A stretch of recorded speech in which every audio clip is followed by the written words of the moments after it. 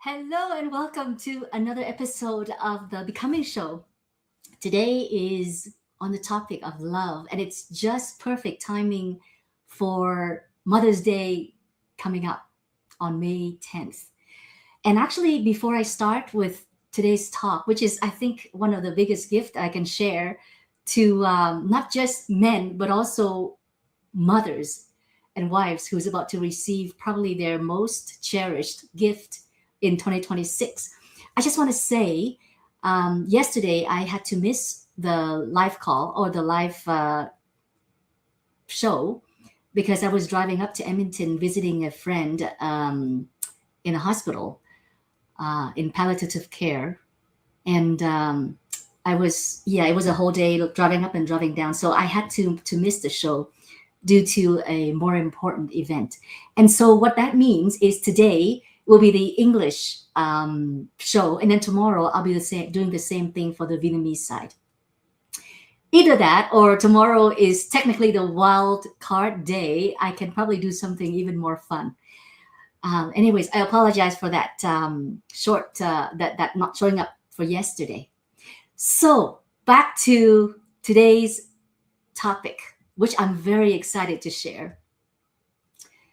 Do you know how every year we have these commercial dates, such as Valentine's, Mother's Days, Father's Days?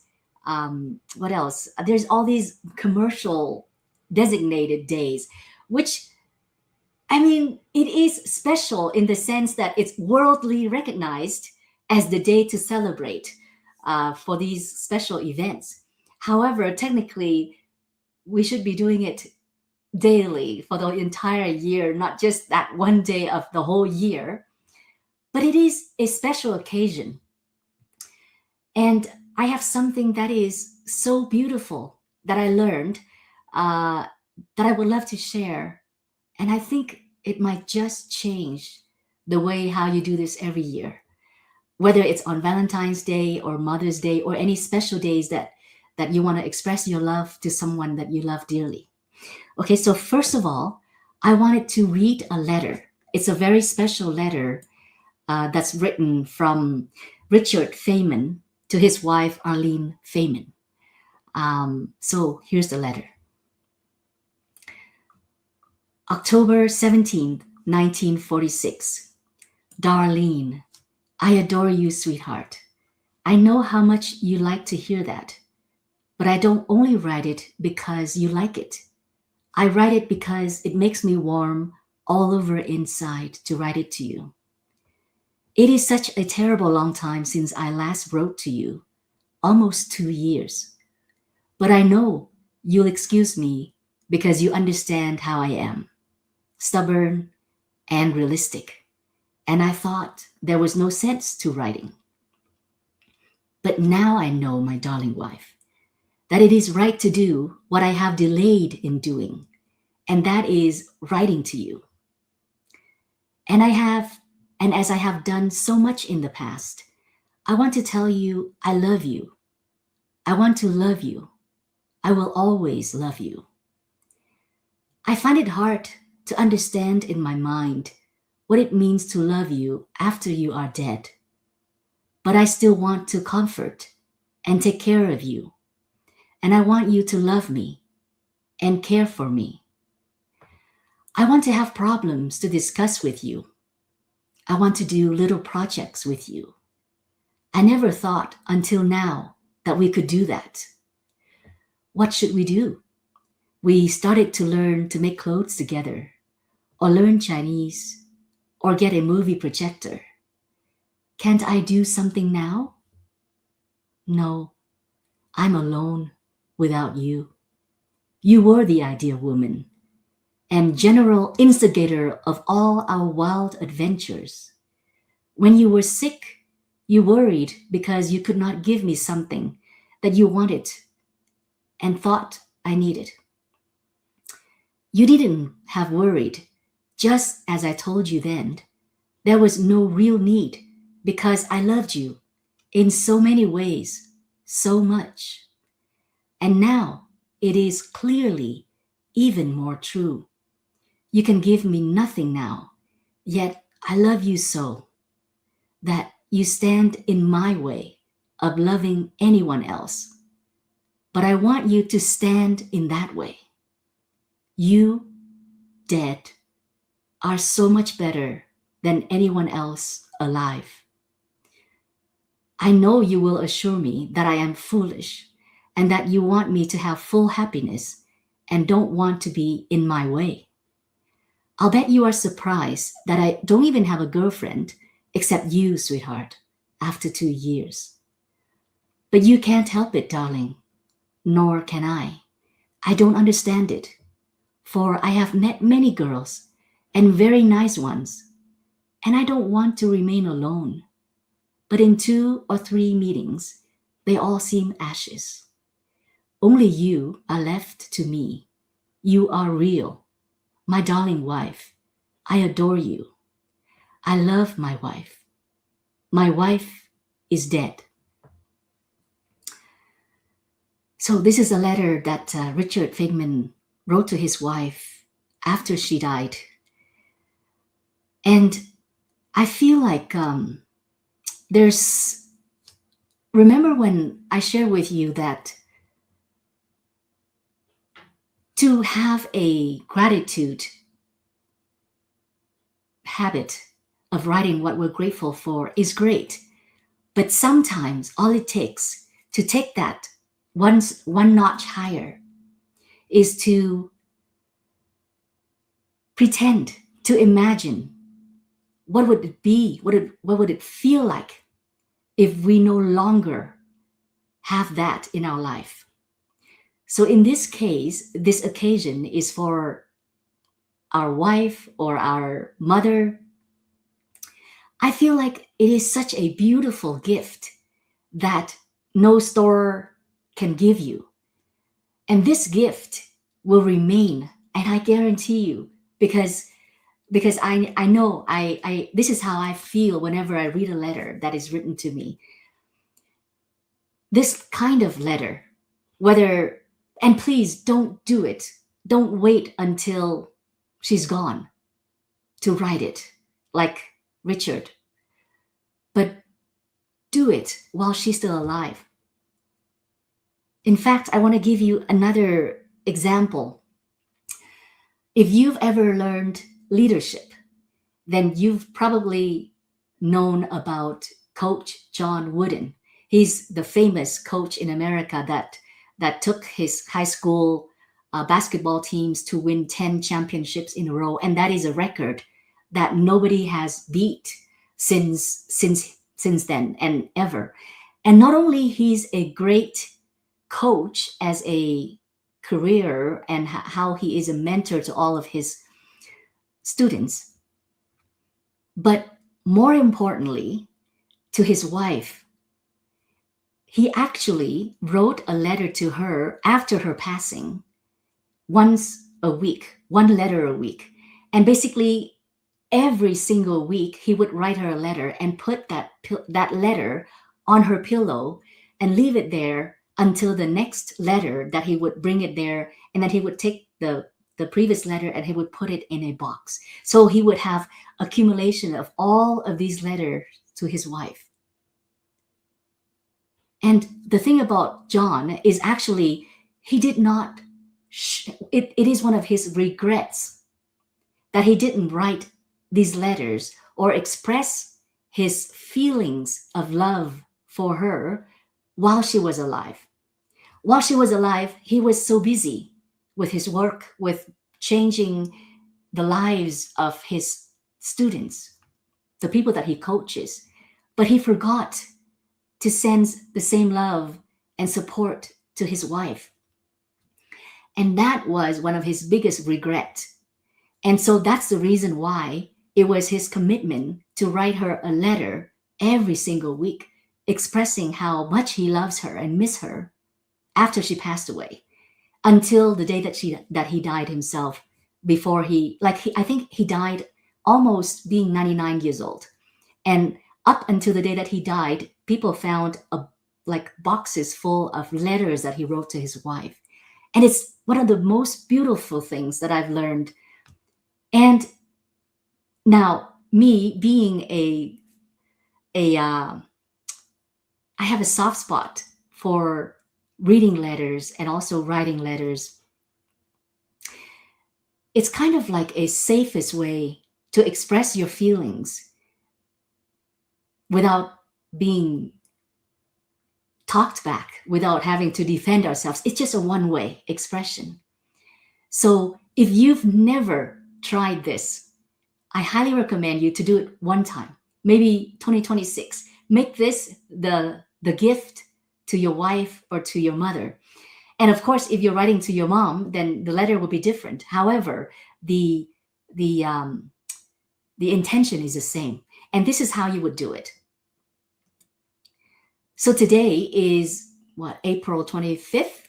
So you actually have more than 2 weeks to start writing for to start writing a daily love letter to your wife or to your mother. Now, if you don't have the um, what do you call that? The creativity to write a letter every day, then I suggest you ask for some support from AI like ChatGPT or Gemini. But the key is to actually bring up memories of something that you experienced, that you really appreciate, that you can never forget, that you love about your mom or your wife. That letter, all you need. And each letter doesn't have to be long. It can be a very short reminder of, remember that day when you did this, dot, dot, dot. And then just share what was left behind in your heart or what you can't forget about that experience. And actually share with her how much you appreciated or how much you loved what you did or what she did or what she means to you or how she means to you. And I feel like it doesn't have to be that complicated. It's very simple. It's just a reminder of a wonderful memory that perhaps she may have forgotten, that perhaps she doesn't even know that you treasure that moment. And here you are reminding her of that. I guarantee you, if you actually spend 2 weeks of writing letters to her and reminding her of an experience, of a memory, or of something that you love about her. And of course, these are real, these are not made up, right? So the only thing that you're asking for support on is the writing of it so that it flows more naturally, so that it actually resonates with you. That's why AI is just an assistant. It's a great assistant, but it doesn't replaces you, who is the original creator of all these memories and ideas. And so if you were to write 2 weeks, so that's 14 letters, 14 love letters expressing your love to the woman that is most important in your life, this would be the biggest gift. This would be the gift that she would always treasure and keep and take out to read whenever she feels down. And here's the thing, if you do something, let's say a little bad, naughty, I guarantee you this kind of gift is going to get you out of trouble. Okay? Because it's hard to stay mad at someone when they actually show how much love and appreciation they have for you. And a mistake can be much more forgivable when there is evidence of so much love that was previously undisclosed. And so I believe not only that this is much easier to give as a gift, and by easy, I mean, number one, it doesn't require any money, maybe just a little bit of pen and paper, like the pretty letter things that you can buy at the store, and just some real expression of your love for this incredible woman that's in your life. And please let me know how this works out, because this is an idea that I would like to share with you, because I know that this year I'm doing the same thing for my husband for Father's Day. And I don't know if it would have the same impact for a man versus a woman, but I know, guaranteed, this is fail proof. If you do this for a woman, you will definitely melt her heart, because now, as long as everything that you shared is real and raw, and especially if it means so much to you, but perhaps she doesn't know about it, and you've never shared how much she means to you, or that experience or that memory means to you, and it happened, and it's special to you because of her. If you can actually put that in writing and give it to her as a gift, this gift will never be thrown away. It will always forever be cherished and showed off. And showed off in the sense that she will probably feel so much loved, and she will probably share this letter with friends and families just to show how special it was. Now, so if it's something that you might be embarrassed about, maybe keep it PG rated. Uh, but I'm sure she'll have uh, the her own discretion of what to share and what not to share. So that would be my recommendation, my suggestion for your the Mother's Day gift that is coming up in May. And then here is something else that I would love to share from my experience yesterday. Yesterday, when I drive up to Edmonton from Calgary, it's a 3.5 hours drive. And I was reckless in the sense that I didn't check the weather the day of. I only checked it the day before, and it was fine. I didn't know that it would have the blizzard and the snow the day of. And so when I was driving home from Edmonton back to Calgary, I was caught in a snow blizzard where the first half hour, it was so beautiful. It was the most beautiful thing I've ever seen. And I live in a snow country where I have seen beautiful snow. And I've seen that many, many times. I've walked in that.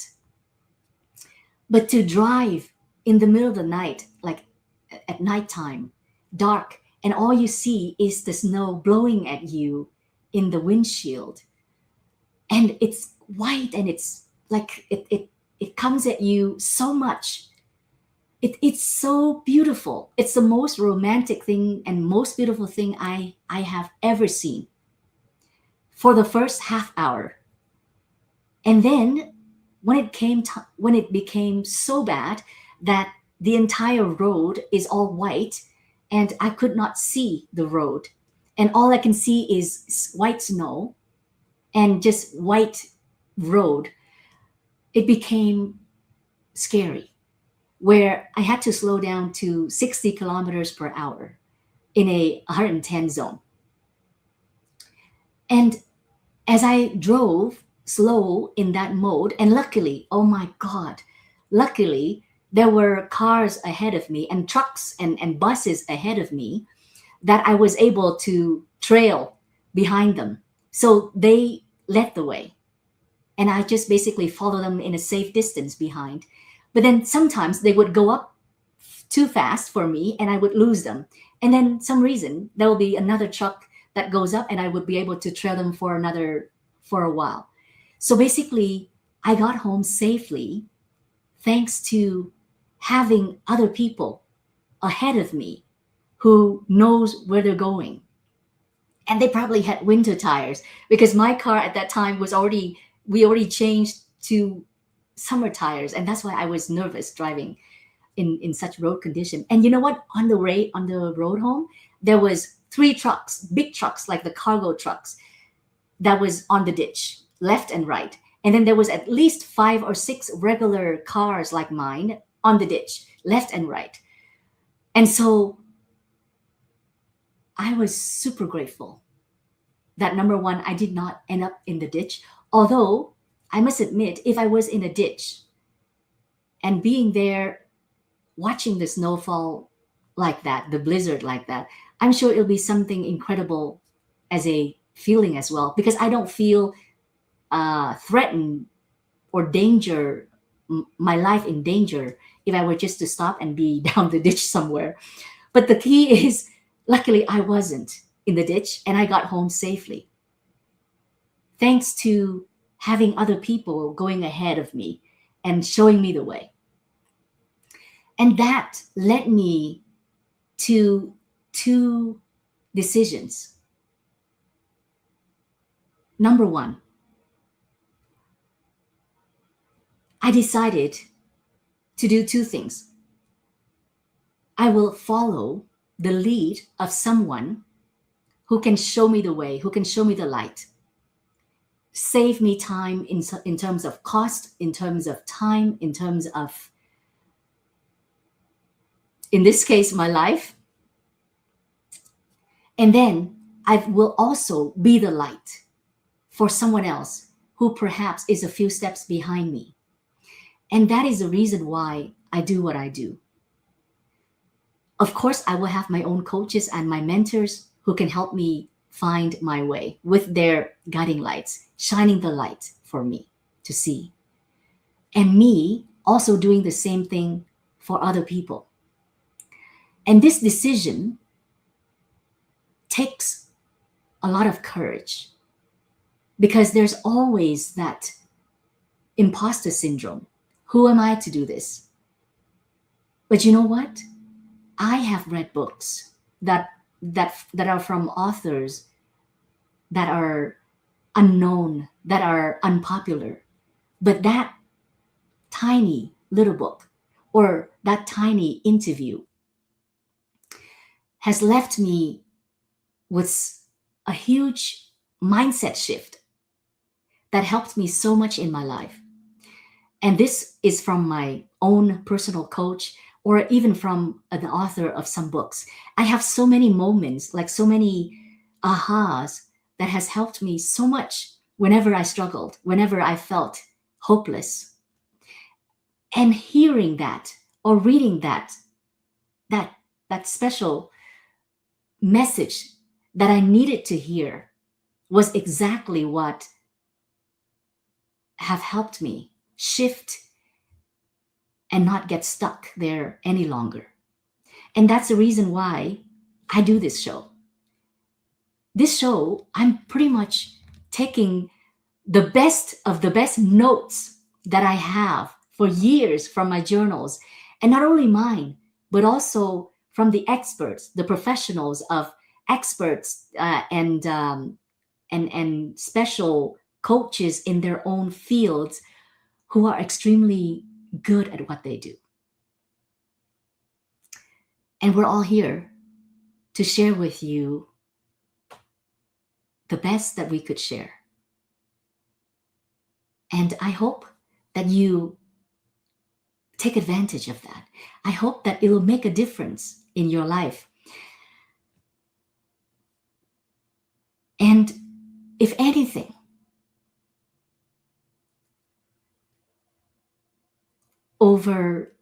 since last night, I teased and I told my husband that I have my bank account and I also have my karma account. And the karma account is when I do good for the world, when I do good for other people. And last night, the fact that I got home safely, I use up a lot of my karma account. So I have to keep filling that account so that I can do stupid stuff and not get killed in somehow. So that's why all this work that I do, that I'm trying to bring value to the show or to give away. This is why. This is why I do it. Yes, the karma account is there, is a joke, but it is. I do believe in that. Um, but more importantly, I hope that whoever is meant to receive a message that I'm sharing or my guest experts are sharing, I hope that if it's meant to be, that you needed to hear that message in order to shift, in order to rise up, in order to flip around all the being stuck, being tied down. I hope that my show, that this show, the Becoming Show, will have an impact, will make a difference in your life. And if it does, please let me know. And if any of these things that you find is helpful, please share. And today is a short message because really, it's just a way that I highly recommend for you to make Mother's Day gift for 2026 one that she will never forget, that will bring her to tears every time she reads it, and that will be a gift that she will cherish forever. And do it now before you don't have a chance to do it while she's alive anymore. Do it now before you don't get to see the reaction on her face. Okay. So that's my wish for you. I'll see you next week. And I hope, because this talk today is meant to help you have an incredible Mother's Day next week. And I hope that you will have an unforgettable celebration for Mother's Day. Something that is so much more meaningful than the typical store gift that you have been resorting to. Okay, thank you, and I'll see you next time. Bye bye.